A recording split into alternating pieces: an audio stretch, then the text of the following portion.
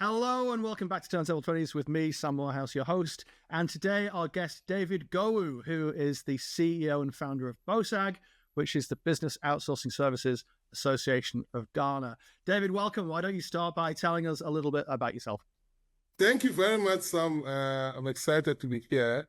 So I'm the CEO of BOSAG and IT outsourcing and BPO outsourcing chamber that we formed a year and a half ago. And this is an organization that brings together all the ITOs or IT outsourcing services in Ghana, BPO services, and knowledge processing, anything that has to do with global business services is what we do as an association. So BOSAG basically is Business Outsourcing Services Association of Ghana. And important work. I've been working in the ecosystem for a long time. I've worked as an executive director of IT association called the Institute of ICT Professionals Ghana, and also helped set up 4IR in Ghana as a CEO for 2 years. So I'm quite versed in the industry and knowing exactly what we need, and I'm excited to have this conversation with you. That's fantastic. That's wonderful. So why don't we start by how you position Ghana on the global market, and particularly the BPO market? Like when you're traveling and when you speak to folks and trying to convince them to do business with Ghana, how do you go about doing that? Good. You know, Ghana is noted for a few things. It's noted for cocoa. So we export a lot of cocoa beans to Europe and other places. We're also noted for gold, you know, and we've been mining gold for many, many years.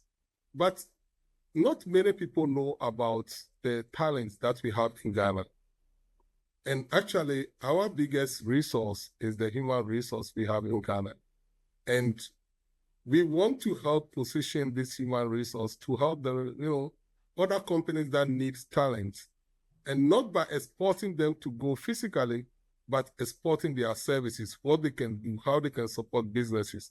And that is what BOSAG is here to support companies like Turntabl and other companies that are already here in Ghana to open up Ghana as a favorable destination for global business service. And we are beginning to make a lot of inroads with this.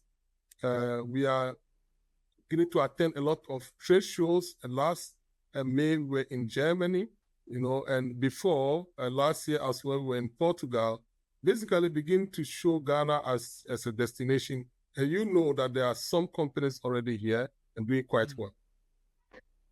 Yeah, 100%. I often say that the first slide on my pitch deck is a world map, and I think that a lot of people in Western Europe and particularly in the UK don't know exactly where Ghana is, and it's so showing and compelling to show that it's mostly in the same time zone, right? So how do you go about doing that? I mean, we talk a lot about talent and the talent of the people in Ghana, but how do we show that Ghana is uniquely competitive in a world where India and the Philippines is out of the game in terms of BPO? Yeah. So there are a number of things that we have put together as BOSAG. We have a number of initiatives that we are currently pushing. One of them is internationalization of Ghana as a global business service center.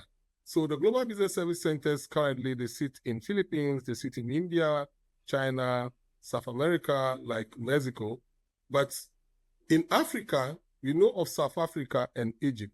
However, the numbers that we have here in Ghana show that we are competitive when it comes to pricing. So when companies are making decisions, pricing is one of them, and Ghana is very competitive. A typical example is that a resource that you need in UK, first of all, you're going to find it difficult to find. But in Ghana, we have abundance of that resource, and you're actually going to make a savings of at least 60% on what you would have paid in a developed country. So that is one big advantage. Then there's also the age group, the demographics that we have. We have young people in Ghana eager to learn, eager to acquire knowledge, and companies are able to train them within a short time, certify them, and actually give them opportunity to work. The last part is actually impact sourcing. So think about it, you are not only giving young people opportunities to learn and to work, but actually helping them to have sustainable income, to be able to live and work in their own environment and actually aspire to build their career. So we think that if more companies turn their eyes to Ghana, one, to the risk. For example, you have some talent in India, talent in other locations like Poland, and you want to de-risk and say, why not take 10% of that talent or 15% of that talent to Ghana? In my previous role, we worked with a company in Germany that is exactly what I just talked about. They have talent in India, but then they also put some of the talent in Ghana. And the guys in Ghana, they're just working as, the same level, the same platform, the same kind of output as compared to the guys you find in India and other places. And I think the time is now right for companies to begin to try Ghana out and open up to this part of the world. Ghana is in West Africa anyway. For people who don't know, it's in West Africa. It's a lovely place. We have a very our economy is stable. Democracy is working here. Investment is done here without any problem. So yeah, this country is a safe place for you to invest. I always say the same thing. It's English speaking. It's mostly in the same time zone as the UK and Western Europe. It's safe to travel to. British Airways flies there twice a day. Yeah. So the food is fantastic.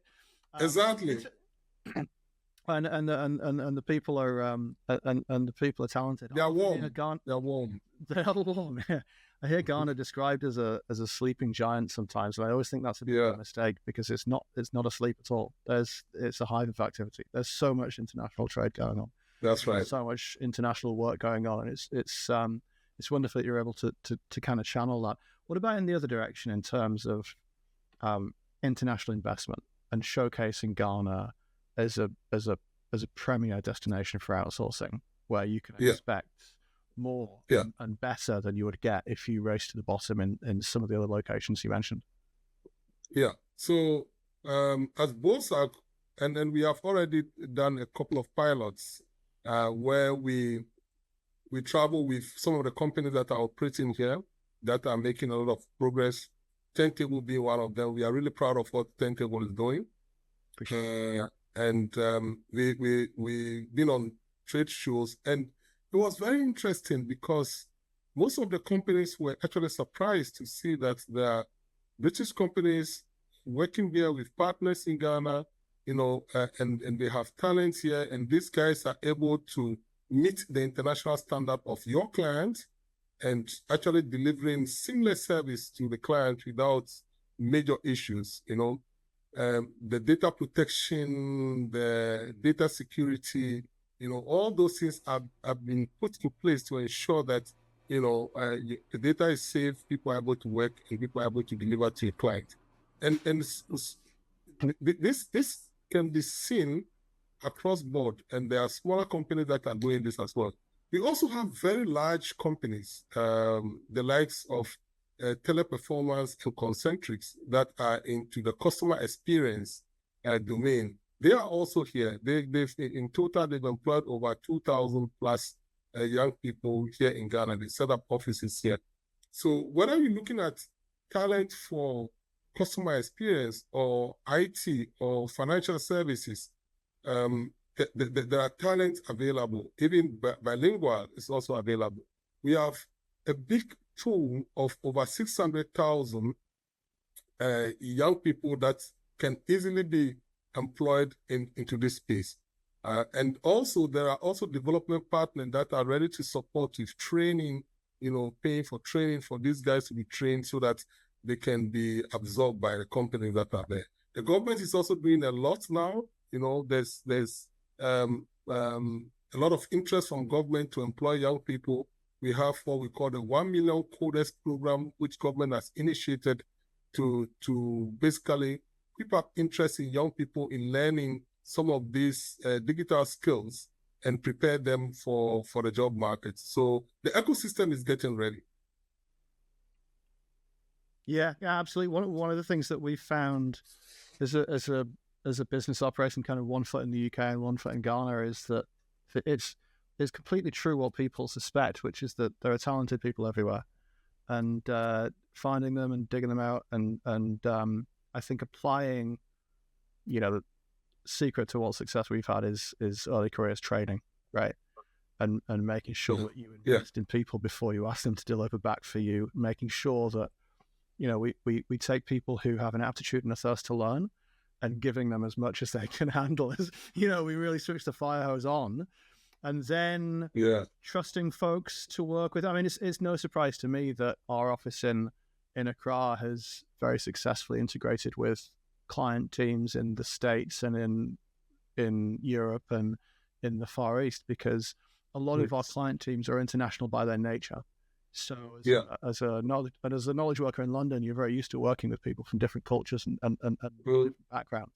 And Ghana's no different to that. I mean, it's very special in many ways, but in one crucial way, it's same as so many other places that absolutely. Yeah. And when people look at the statistics, when people look at the real data of what we have in Ghana in terms of first talent, the macro environment, peace and security, time zone, the costs, it's surprising that most of the buyers have not identified Ghana actually yet. And that is why we want to really put Ghana on the map. We want to really visit some of these trade centers. But one of the things that we want to do, which we will kickstart next year, we had one last 2 years, but next year we're going to have a big summit where we want to invite the buyers to come to Ghana. And those who are interested, not only for business, also for tourism. You want to come and have a look at what we have in Ghana. We have the summit. We'll also take you to some of the interesting tourist destinations. And also, we have very good restaurants in Accra as well. Come and taste the food and the lifestyles here.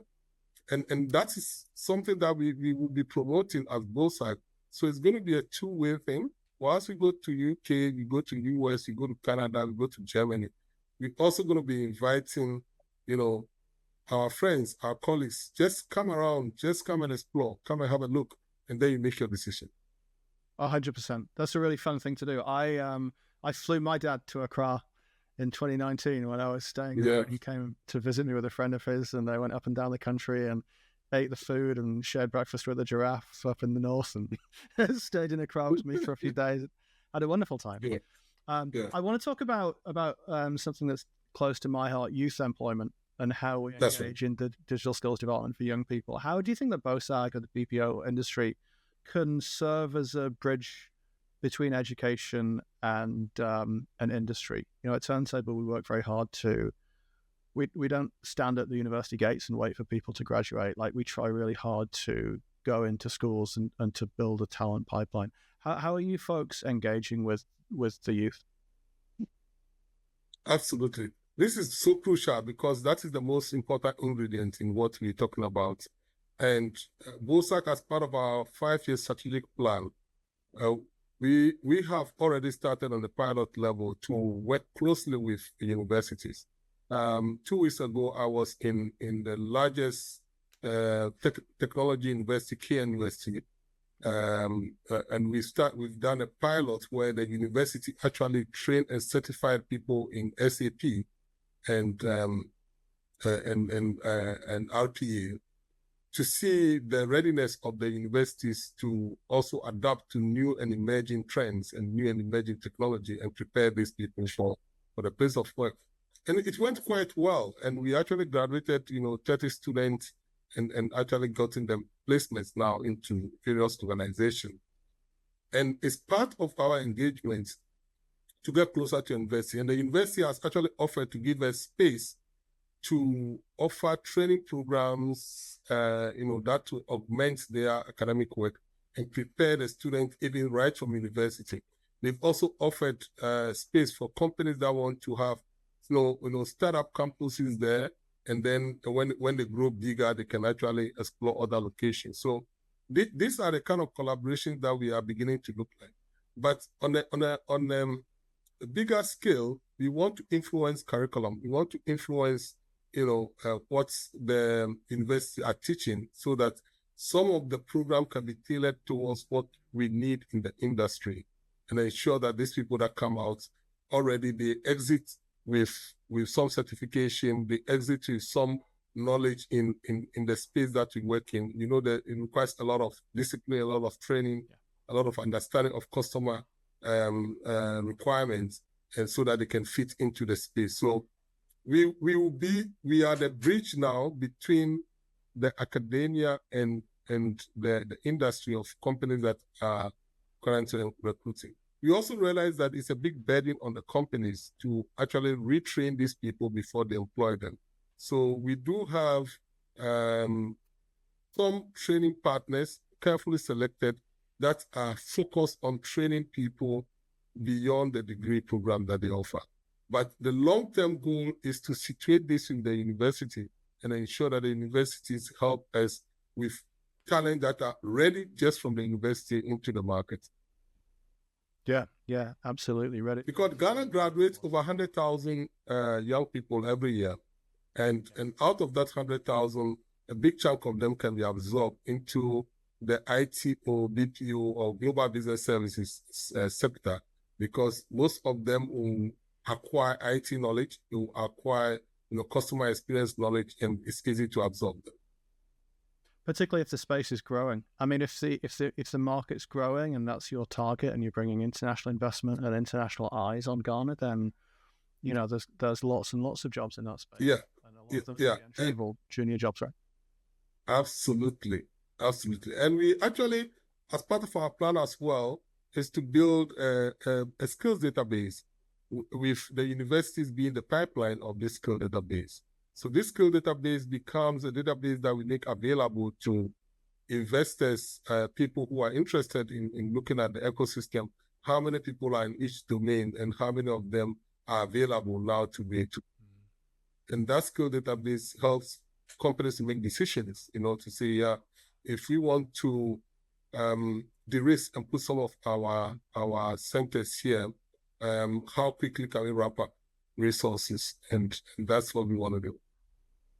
Yeah, absolutely crucial. Yeah, that's David. I want to ask you about the kind of flip side of that coin, which is your advocacy at the policy level and the governance level. So how are you working with governments on the one hand and private stakeholders on the other, kind of coalition, I guess, to shape policies that support the growth of this industry? And I say that as someone who has started a technology business in Ghana and has the grey hair to show for it. Yeah.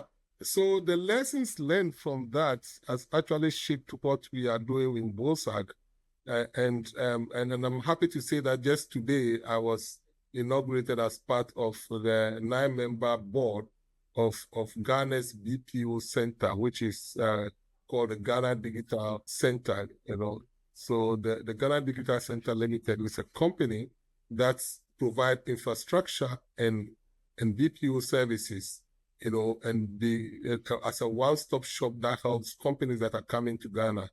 And now we are fortunate as the CEO of BOSAG. I sit on the board now, and I was inaugurated just today. That is why you see me in my suit and everything, So congratulations! We're honored to have you share time with us. So we've already started a lot of engagement with government. We invited them on a roadshow to Berlin in May, the CEO of the Ghana Digital Center. And we try to show them the possibilities that are out there and how Ghana can prepare itself. So we are really working closely. And then the government has also invited us to make input into a new policy. There's a new policy on startups and innovation. And they're asking us what are the inputs that we want them to include in that policy to ensure that the BPO and the ITO sector or the global business services sector is covered. So I think this government is open. There are a lot of initiatives they've started with. One of them being the 24-hour economy program. In today's engagement, the minister talked about it again, how BOSAG can support the Ghana Digital Center and other players to ensure that this becomes a success. So I'm really excited that we are getting the attention, we are getting the recognition, and we are going to influence the policies that are being channeled by government. It's certainly an exciting time to be in the technology space and the business process outsourcing space in Ghana. I think that we're looking forward to hearing more about the startup bill. We're looking forward to hearing about a sea change in possibilities for foreign investment. I know that that's certainly a struggle for some people. It's a bit of a roadblock sometimes with foreign investment in Ghana. And I think that, the more of those roadblocks we can collectively help move along in a way that benefits the economy and benefits the folks in Ghana, then the better for all of us. We've come to the end of our 20 minutes, so I want to say thank you to Mr. David Gowu, who is the CEO and founder of BOSAG, the Business Outsourcing Services Association of Ghana. Thanks ever so much for sharing your time with us today. Sounds like thank you very much. I'm excited. Thank you for this conversation. How can people get in touch with you? Is it LinkedIn? So I'm available on LinkedIn, David Gowu. You'll find me on LinkedIn as well. And also, my email is available, david.gowu@bosag.org. And also, you can reach me on in mobile phone. I'll put all those information. We'll put those links. We'll put those in the show notes just down below. So once again, Mr. Gowu, thanks ever so much for joining us today. I've been Sam Moorhouse, your host, and this has been Turntable 20s. Cheers, bye. Cheers, bye.